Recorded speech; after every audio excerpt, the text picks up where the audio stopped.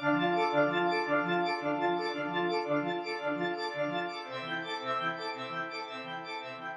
welcome. I'm really glad that you came. And if any of you know Mrs. Ferrioli, I can tell you that she is alive and well, and I just saw her 2 nights ago at her new school. So welcome to the presentation. I'm really going to try to keep this within an hour, probably just a little bit less, so that you can be on your way and get to your sessions. So what is financial aid? That is what we will be talking about tonight. And it is... these are the different sources of financial aid. So financial aid is funds that will help the families afford a college education, okay? And they come from a few different sources. Your federal government deals with grants, federal work study, federal loans, and also some tax incentives. Those are important for when you're filing your taxes in 2022. Wow, yeah. The state of Massachusetts, or whatever state in which you reside, will also have financial aid resources. When you complete your applications and indicate that you are a resident of a certain state, that information automatically gets sent to that state. So there are grants and waivers and some loans from the state of Massachusetts. And then finally, the individual colleges and or universities that you're listing on your application will also receive your information, and they have funds in which to distribute as well. So a word about federal direct student loans. You will probably notice that when your student starts to receive award offers from different universities, you're going to see this federal direct student loan probably on most offers. This is a loan that your student is automatically applying for when they complete their federal applications. It is a loan in the student's name only. It does not require a credit check nor a cosigner. If the student accepts the loan, there's no payment required the whole time that they're in school and for 6 months after they leave school or graduate. The interest rate on the loan is fixed. The 3.73 that you see here is the current interest rate. It's for this current year. The feds reset the rate every July 1. Sometimes it goes up a little, sometimes it goes down a little. It's pretty steady, usually within 1 or 2 percentage points. There are multiple options once the student goes into repayment, which is why we usually recommend that if a student is going to borrow or they need that additional money, they go with the direct loan first. There's pay as you earn, income-based repayments, there are deferred payments, there's also forbearance, and loan forgiveness too for public servants and teachers as well. So it's a good loan for students. If the student does not select a specific repayment plan, they just do the standard for 10 years, it's about approximately $300 a month if they borrow like up to $27,000. Okay? So merit-based aid is not based on the financial need of the student, but it is based on something rather unique. So it could be the student's grade point average, they're a terrific student, it could be something athletic, it could be arts. And so usually schools that have merit-based aid are looking over their entire incoming class and kind of seeing who rises to the top. So merit aid is competitive, so it's students against each other, but they're unaware of that process. It may or may not be renewable. So if you happen to receive an award letter with a merit-based grant or scholarship on it, a question that you will want to ask is this only for the freshman year, or is this renewable for sophomore, junior, senior years? Another question is there anything tied to it? Does the student have to maintain a certain grade point average? Do they have to stay in the same major for which they were admitted? So sometimes a school is trying to build up their science majors, and so they'll go out with the merit base for students who are in the science program. But if your student decides to become a history major, are they still entitled to the merit aid? So those are some questions that you'll want to ask. Not every college will offer merit-based aid. A lot of them are, and it is kind of an up-and-coming trend, but you won't see it everywhere. There may be a separate application for merit aid. You should look closely at the individual college's websites to see if that's the case. It's not really common, but there are some out there that do have a separate application. The application deadlines could be very early for merit-based aid. If you leave with nothing else tonight, I would encourage you to just remember that deadlines are really, really important. So you might want to have a little space in that green folder to indicate the different deadlines of the colleges that your student is looking at. And just fill out your applications and try to meet the earliest one. So the next slide is about need-based aid. So need-based aid is basically what is awarded through the financial aid office. And it is awarded based on student eligibility. So we're looking at the cost of attendance minus the expected family contribution, which I will explain in a minute. And it's a very standard formula. And the schools will fill in that eligibility with a number of different types of aid. So the grants, scholarships, waivers, loans that I talked about earlier. Most financial aid is need-based, so the bulk of your aid is usually need-based.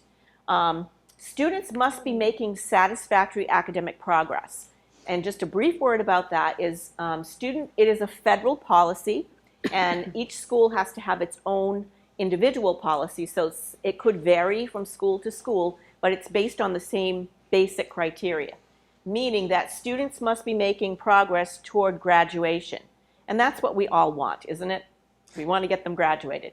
So they must maintain a minimum acceptable grade point average and complete a certain number of attempted credits each semester. So if your student has attempted a full course load, but they only complete half of that, perhaps withdraw from a class or maybe fail, they could be in danger of losing their eligibility. However, there is an appeal process, okay, because we know very well that there are lots of good reasons why students don't make progress. Sometimes it's a sickness, or something of that nature. So there is an appeal process. The second thing I just want to mention is if your student withdraws completely from the university before the end of the semester, their financial aid may be adjusted. Our schools are responsible for sending some of that money back to the federal government if the student doesn't complete a certain amount of time. So just those two things. And the next would be. So we're going to talk about the application process.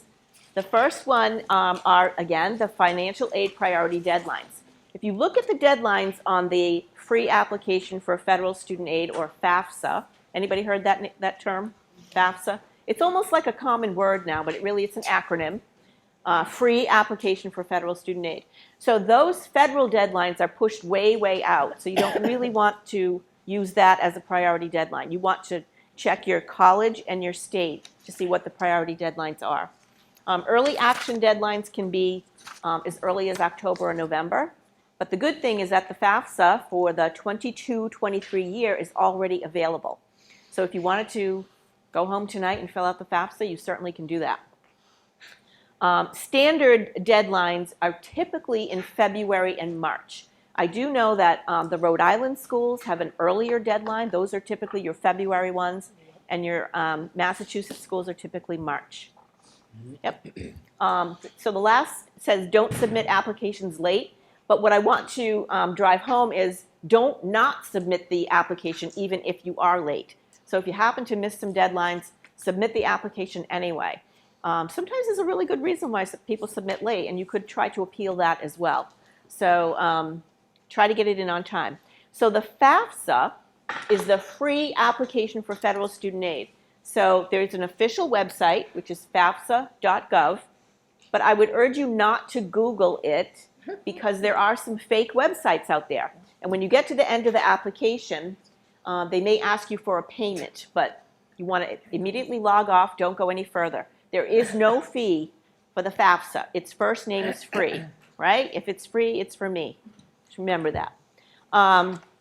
There's a new mobile app that's available now, so some of you like that mobile application. Personally, it's a little too small for me. I can't really see everything, but our students love it. What you'll want to do is log in with an FSA ID, and there is a handout that goes step by step and shows you how to apply for the FSA ID. So the student and at least one parent must have this FSA ID, it's like a PIN number, in order to sign the application electronically. So if you are a parent and you have multiple students attending college, you only need one FSA ID and you can sign all of your children's applications, but each student needs their own. Okay? It's tied to your name, date of birth, and social security number. Okay, the FAFSA, even if you get through it this year and you're patting yourselves on the back, you do need to complete that form every year. It does get a little bit easier, though, because of the renewal process. Once you get past the first year and you log in the second year and forward, your main information will already be there. Your name, date of birth, social. You don't have to keep entering the same information every year unless you need to change it. Okay? So what is reported on the FAFSA? Obviously the student's name, and we want to make sure that students are using their legal name, and that's the name that's on their Social Security card. We often run across students who are using either a nickname or a name that's quite not the same as their Social Security card, and it can create issues when they do citizenship matches and even trying to download the FAFSAs into the individual school's database. So you want to use your legal name on that. Be sure that your Social Security number is correct, too. That's very important as well. The student and the parent's citizenship status, is also reported. Sometimes we have a parent who's not a citizen and does not have a Social Security number. They can still complete the FAFSA just by using all zeros, but they would not be eligible for the FSA ID because it's connected to the Social Security card. Those particular parents would have to print off the FAFSA at the end, sign it, and then just mail it in. So the parent information are parents who are married and living together, including same-gender parents. If we have a parent who's divorced and single, you could have a single-parent household. But a parent who may be divorced and remarried would include that spouse in the student's household. That's the custodial family. The FAFSA does not ask for the non-custodial parent information. However, the CSS Profile may, and I will get to that in just a minute. Legal guardians are not considered parents for financial aid purposes. So if you are a legal guardian of a student, you are not required to report your information on that FAFSA. That student would be considered independent. Okay? Yes. Oh, here we go. So for reporting financial information, we're looking at both the student and the parent's income and their assets. The FAFSA is a snapshot, so we're using income from the year 2020 on this new application, on the 22-23 application. The feds have gone to what they call prior income. It used to be 1 year prior, but now it's 2. And that's because they've opened up the FAFSA much earlier. So those other tax returns were not always available, so they've gone with 2020. If you happen to be experiencing a difference in income from 2020 to either 21 or even going forward to 22, that is something that you would communicate to the individual financial aid offices. There is no place to report that on the FAFSA, but it's important information. So if you're experiencing a loss of income or a divorce or separation, death of a spouse, anything that's impacting your financial health, you can communicate that to the individual schools, and they'll take it from there and help you figure that out. So student and parents' assets, you want to include obviously the income, cash, savings, and checking account balances as of the day that you're completing your FAFSA, investments and other property, but not your primary home. Okay, that is not reported on the FAFSA. If your student has a 529 or some type of education savings plan, you would report that as a parent asset as opposed to the student asset. Okay, there's 2 reasons for that. First, usually it's not the student who's been contributing to the plan. And secondly, it counts a lot less heavily when it's reported under the parent. Okay? If you have multiple children in the house who have their own plans, those are also all reported on the FAFSA, the whole group of them. You would not include your primary home. You don't need to include the value of your retirement plan, such as a 401k, insurance policies, anything like that. The value of a small family business. We have a question. Yes, can you hear me? Does that report 529 account from a grandparent or other relative? No, we're looking at parent and student income only. We're not looking at grandparents. So yeah, that's a good one. So what they mean by a small family business is a business that employs less than 100 employees, less than 100 full-time employees. So if you have some type of business and you don't have 100 or more full-time employees, you're not required to report the value of the business. You have income from the business, it's reportable on your tax return, that's already accounted for. But you would not be responsible for reporting, say, the value of equipment or buildings or that type of thing. Okay? So that's been a change in the past few years. Other financial aid applications. So some of the larger private schools also require the CSS Profile. Has anyone tackled that yet? No? Okay.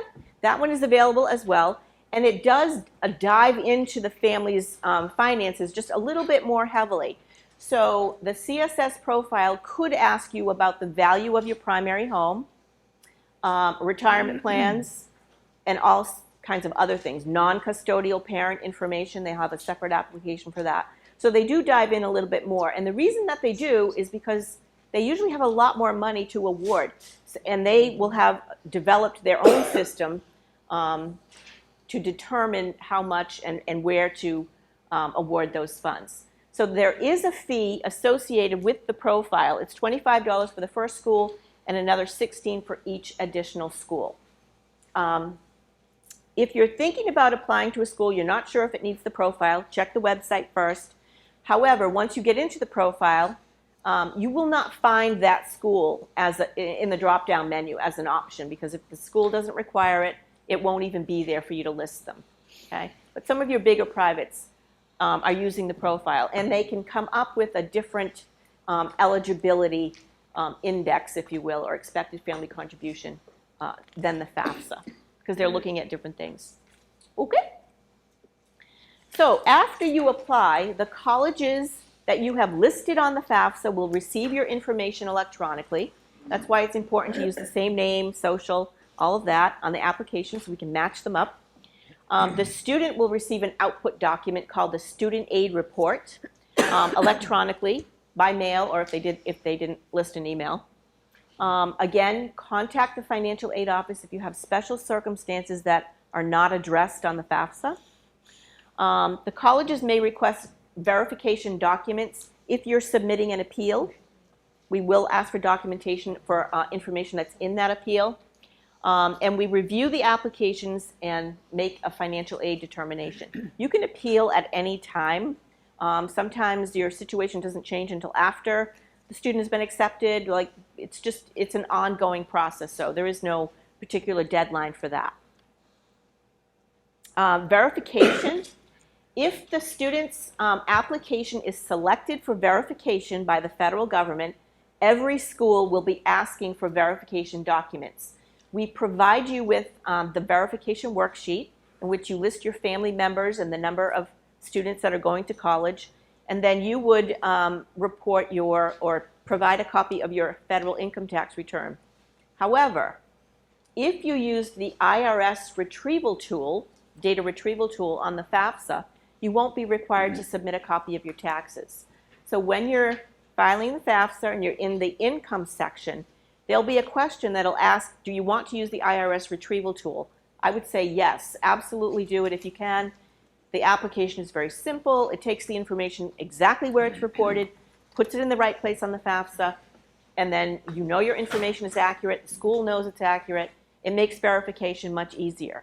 There are some families who are not eligible to use the data retrieval tool. So if the parent's marital status on the FAFSA is different from the tax return, and in many cases it can be, you would not be eligible to do that. So if we have if you're married when you're filing the FAFSA and you did your taxes either married, filing separately, or if you weren't married in that year, you would not be able to use it because it's not retrieving the right information. So there are some families who are not eligible to use it, but if you can, I would say use it. It's very, very easy. So a tax return, the verification worksheet, sometimes schools will ask you for the asset verification documents. All the correspondence is reviewed by the different colleges. If you happen to get multiple requests from a school and you say, why does Bridgewater keep asking me for the same thing? That's a signal that you want to make a call. Either the document wasn't received, or it wasn't, or there's a question about it. So if you keep getting multiple requests for things that you think you've done, make a quick call and just kind of get that straightened out. And we'll get you right on the right track with that. Okay? And you can log into the portal too. The student will have a portal that they can log in and look at their applications. So, moving right along, and I'm really keeping track of the time here. I'm doing well. I hope I'm not talking too fast because you guys can just okay, so how the decisions are made. That's what we're going to talk about now. All right, so here's the financial aid formula that I briefly mentioned before. So we look at the cost of attendance minus the expected family contribution. That's the number that comes from filing your FAFSA. It's a very standard formula. It doesn't look at individual debt, it's very, very standard. So everyone is treated the same on that. So the cost of attendance minus the expected family contribution equals the eligibility for the student. And that is what we try to build in with a financial aid package made up of different types of financial aid. And so the cost of attendance is made up of a few different components. Some of them are direct costs in the blue, tuition and fees, room and board for students who are residing on campus. But we also build in costs for transportation, personal expenses, books and supplies. So these are things that you may not necessarily be billed for. You won't see them on the student's bill, but we build them in because we know that you will experience those costs. Anyone who has multiple kids, if you don't mind my saying, living at home, you know that it's more expensive when they're home a lot. We all experienced it during the pandemic. The food is always gone out of the cabinets. Yeah, all right, you guys know. So we do build in those costs even though you're not being charged.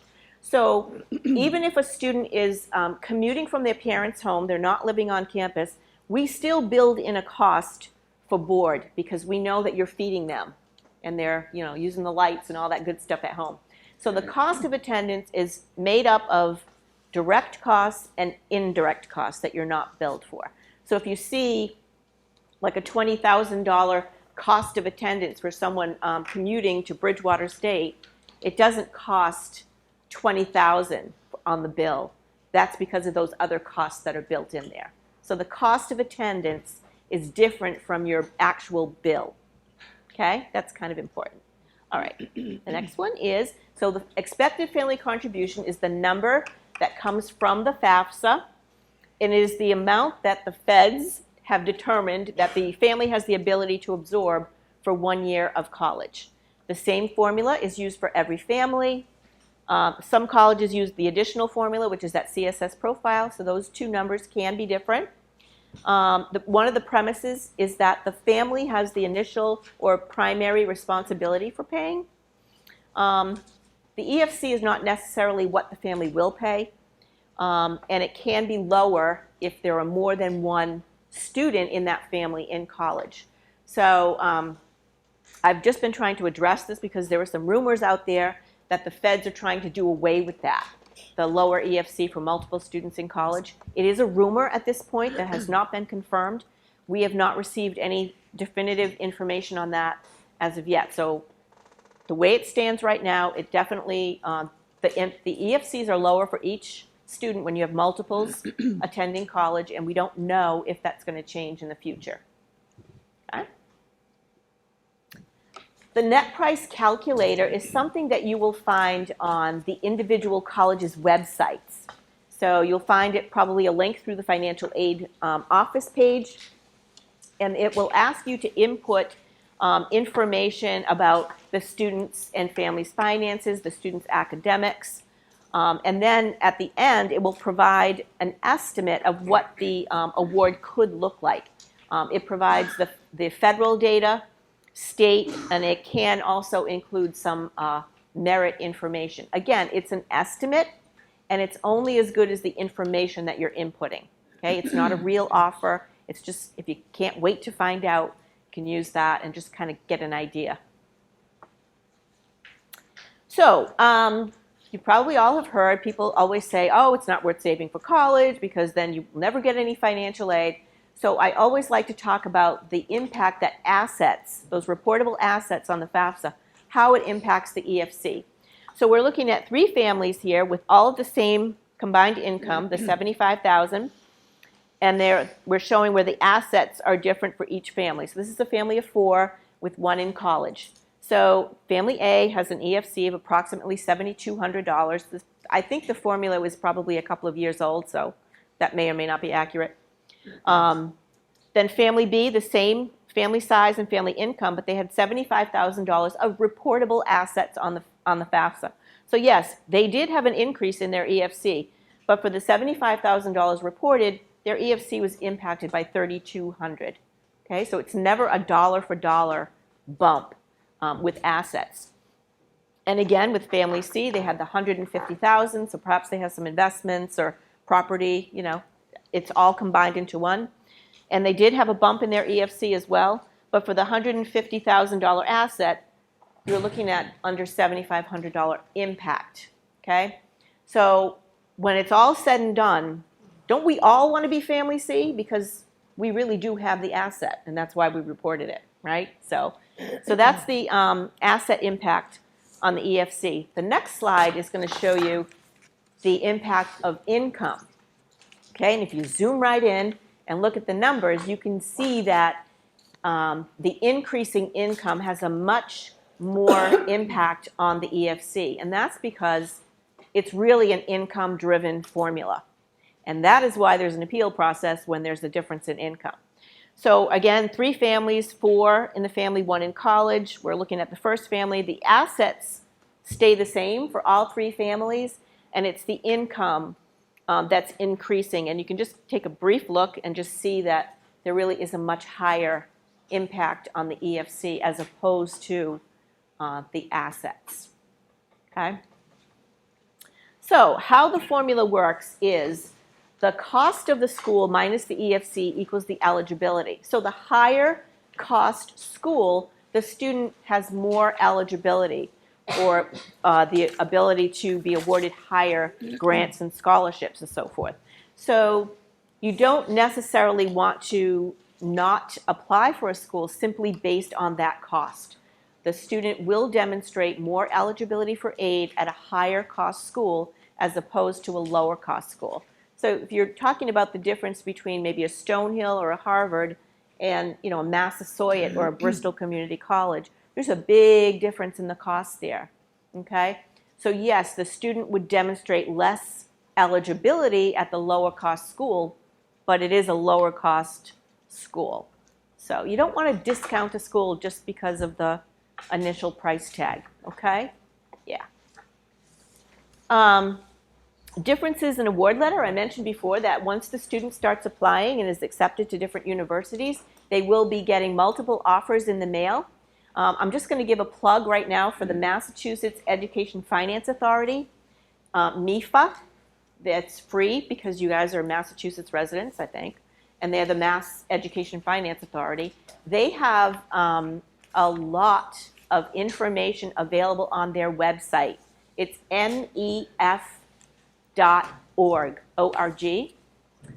They have seminars on how to decipher the different award letters. They may point out things that you didn't necessarily notice.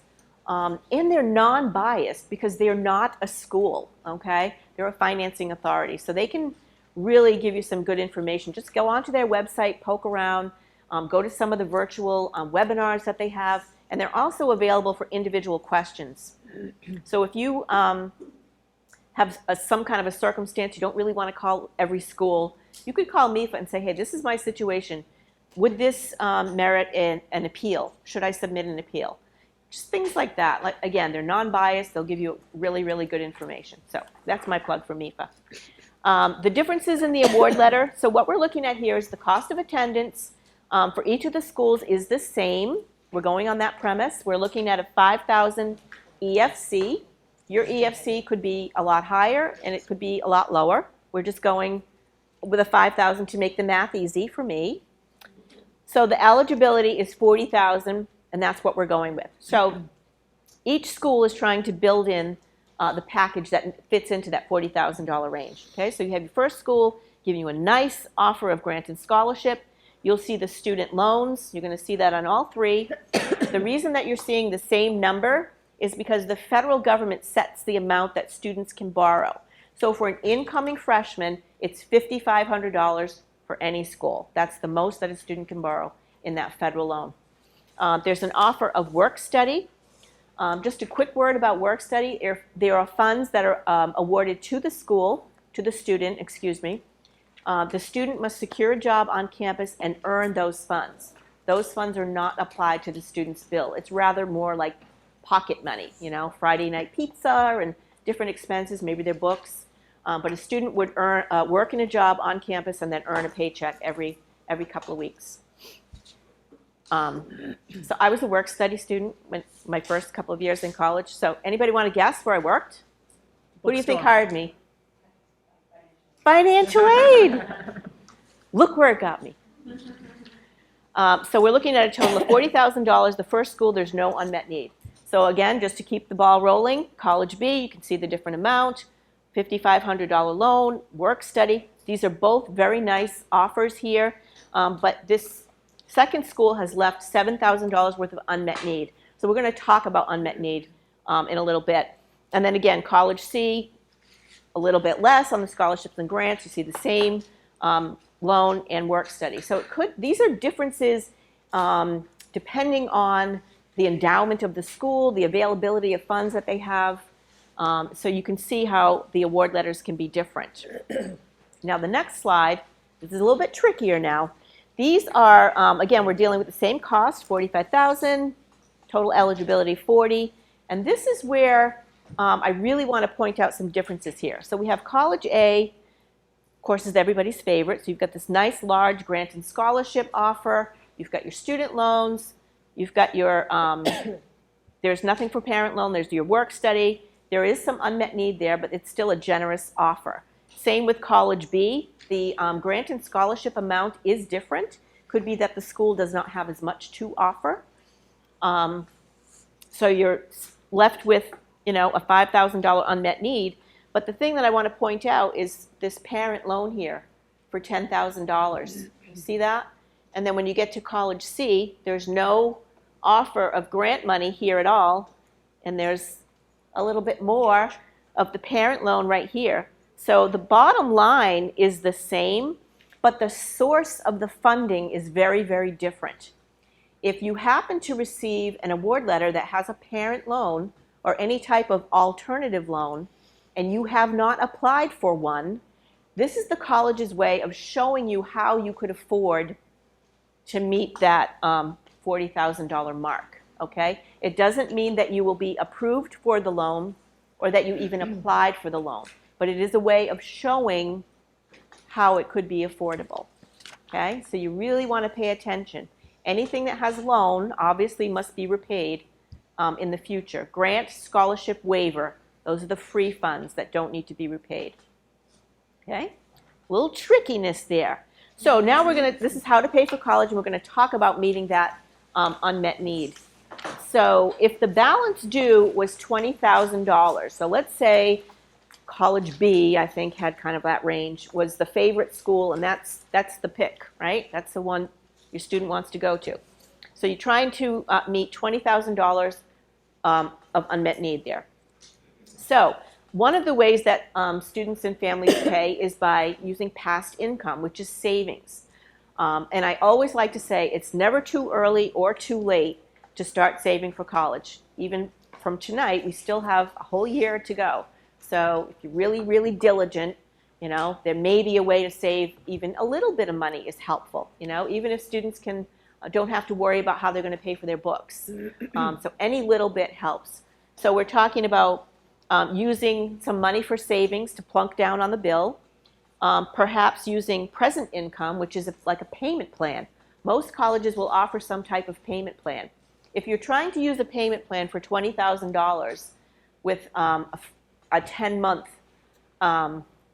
worth, that's going to be a hefty payment to try to fit into your budget. But you don't have to do just one thing. You can do a combination.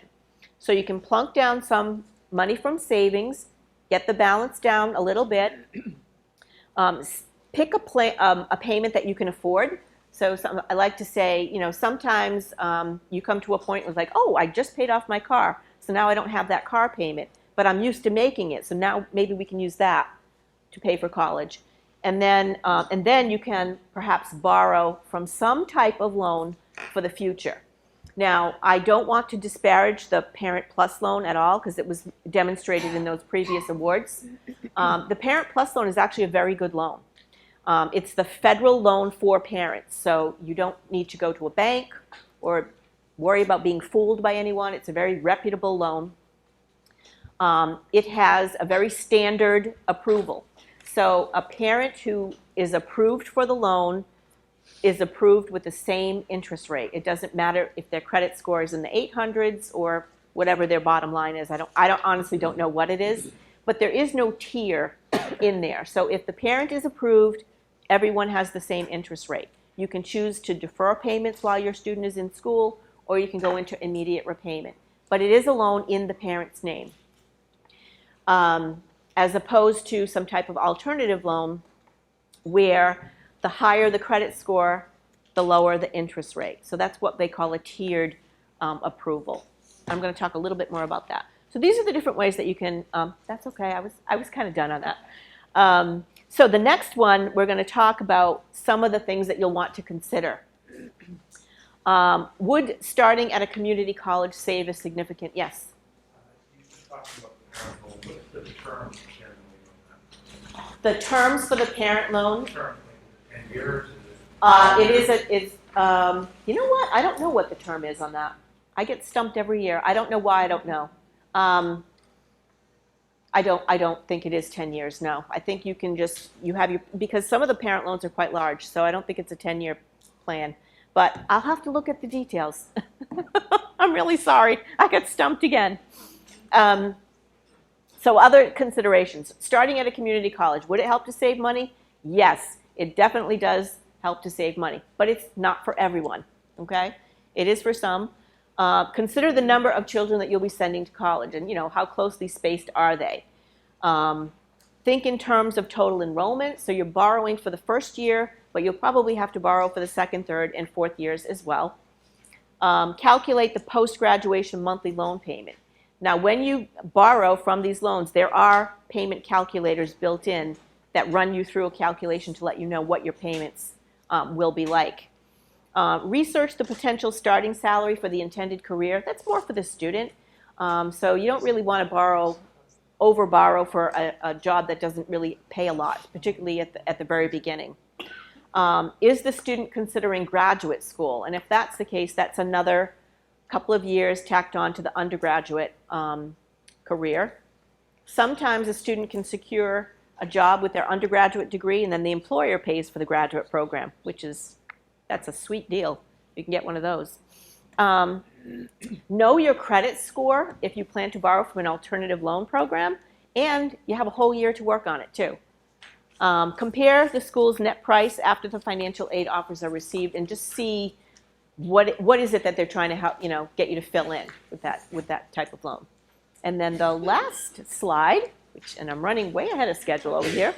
These are your borrowing tips. So know your credit score. It's important for tiered approval when you're applying for credit-based loans. Don't borrow more than you need, obviously. There are some lenders now that are offering like a 4-year approval. So they'll approve you for a large amount, but you really only need to borrow what you need for the individual school years. You never want to over-borrow in any particular year. Don't borrow more than you can afford. Obviously, I think that's kind of a good point. Think about where you as a parent will be in your career once these loans go into repayment. So the PLUS loan that I mentioned previously is a loan that's solely in the parent's name. The student has no responsibility for paying that. But we do have many families who want the student to own a piece of it. So the student will be the main borrower, but the parent is the co-signer, because a lot of students cannot get approved on their own. So if you're going to be a co-signer on a loan, think about where you'll be, in say 4 or 6 years when that loan goes into repayment. If your student can't make those payments, you're on it for that. And speaking of that, I want to just point out this one little point right here is called co-signer release, all right? Not every lender offers this feature on an alternative loan, but there are a lot of them out there. And what that means is, so your student is the main borrower, you're the cosigner. Once the student goes into repayment, so after they complete their education, they start making payments. They would be required to make a certain amount of on-time payments. And if they make that, it's usually about 2 years. If they make all of those payments on time, the cosigner could then ask to be released from their obligation on that loan. So if I were a cosigner, I would really love that feature. If you don't know that it's there, you won't be looking for it, but now you know. Okay, you all heard it. So cosigner release. Again, not every lender offers it, but you might want to look at some of those that do, because I feel like that's a good feature.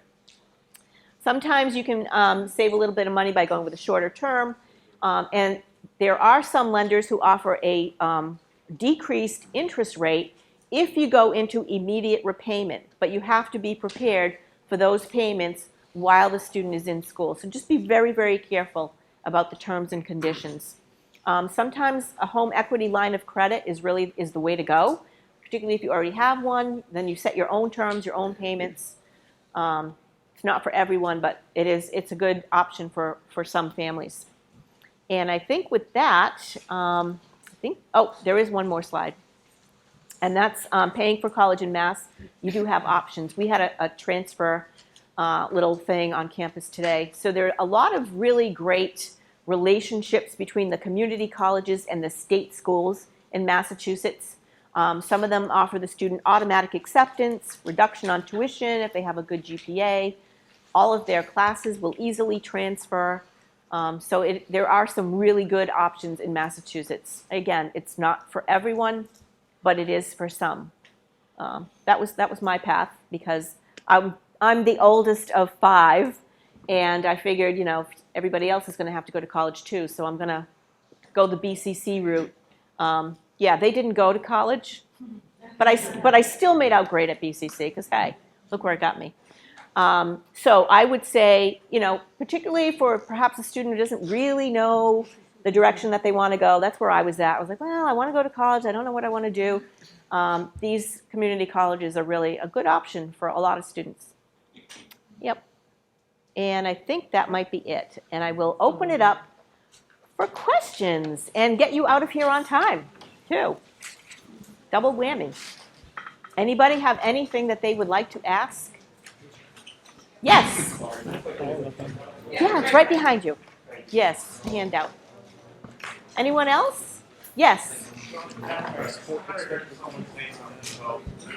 Creating the user ID before you actually complete, or can you just do user ID and go right Yes. into it? Yes. So the question is about the FSA ID. You can either create the FSA ID before you start the FAFSA, or you can go into the FAFSA and create it at the end. You can do it either way, and there's a handout at the end of the table that'll walk you through that process. So the FSA ID can be created ahead of time, or you can wait until you're in the FAFSA and do it at the end. Yeah. Yes? What experiences have you had with unions? As far as... Scholarships. So the question is, what experiences have we had with unions and scholarships? I can't say that I completely understand your question. Like if you're saying if a union offers a scholarship for a student, Yes. so you would need to check with your individual union, but they would be accepted anywhere. Guidance Just- also yeah. offers there's a scholarship exam related to unions that will be coming out in Okay. February. So if any student is interested, they don't have to be affiliated with the union, but they can take the scholarship exam as it relates to the union. I think that better answered your question. You said the parents get an ID that stays with you on that FSA. I applied for it probably when he was like 7 when I was going to school.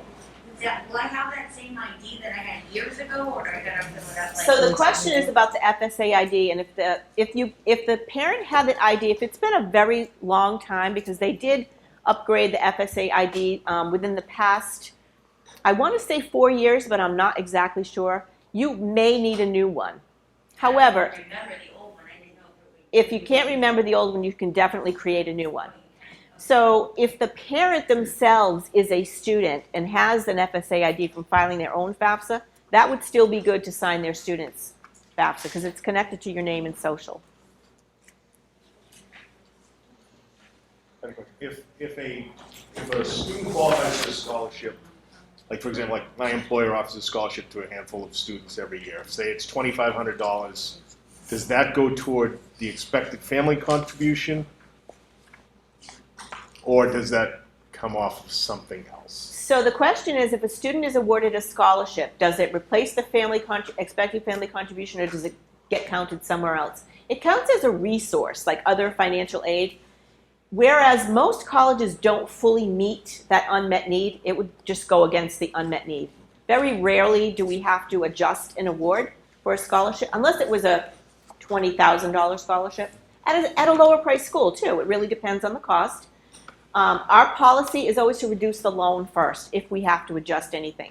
So we don't take away the merit or the grant scholarships. We would replace the loan first. Yeah. I think just another note on scholarships. We, as a guidance department, usually get a bunch of scholarships starting in January and through the spring. So students will be getting emails from guidance about any scholarships that are available to them.